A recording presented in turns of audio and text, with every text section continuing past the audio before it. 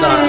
حضرت عبدالله ابن مسعود که حدیث بخاری و مسلم است میگه پیش پیغمبر خدا آمدم گفتم یا رسول الله من احق الناس بحسن صحبه، شما به من گویه که از همه زائد بالای من که حق دارد. جوانای خوب به شما وابسته دارد این صحبت.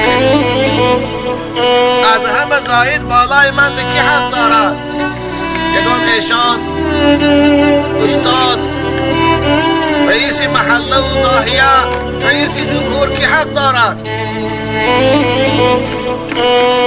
جناب پیغمبر گفتن امک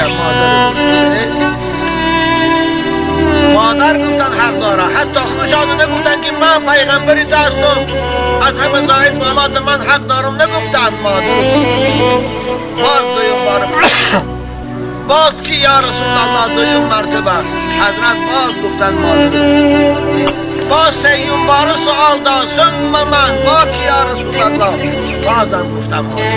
اینه پیغمبر خدا گفتن در احترام جای اول و جای دویم و سیوم برای مادر است. هیچ کس به مادر برابر شده. چهارم بارش سال رسول اکرم ثم ابو بعد از آن ابن قیم در شرح همین حدیث میفرمایند چون پیغمبر 3 بار مادر تاکید کردند در 4م بار پدر است. سبب چه؟ حالا که هر دو هم در به وجود آوردن فرزند شریک پدر و مادر. البته پیغمبر هر چیز نمیگد از هوا نمیگوید. البته و حکمت داشت، سبب داشت.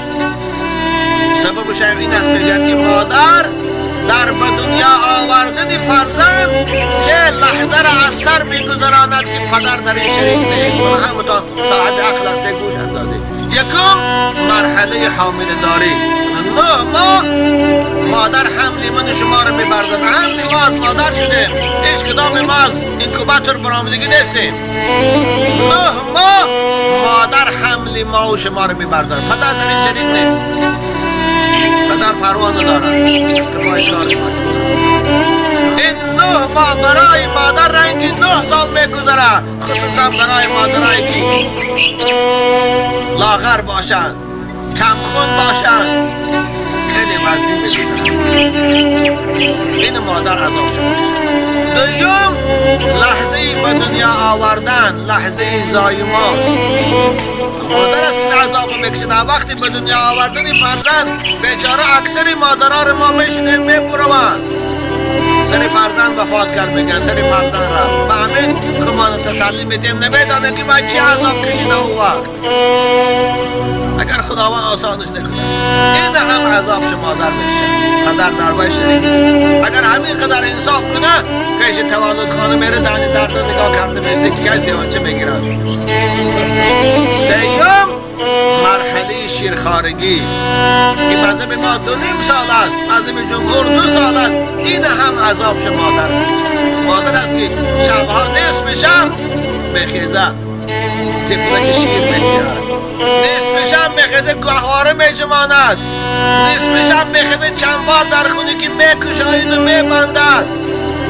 همیشه ما زن داره فرزند داره. این عذاب زناتان دیگه است. وقتی که همون ناراحتی زناتان دیده دلاتان برای خانماتان سوخت داده که در وقت تفلی شما را مادر تا همه عذاب و کشیدگی است. بنابر سحری که خسته دست مادر رو بوسه کنه، پیشانیش بوسه کنه. مادر تو برای من چه عذاب ها وقتی کشیده بودی اکنون من دیده ایستادم. این 3 عذاب مادر. بنابر رسول اکرم 3 بارم مادر تکید. از این من مادر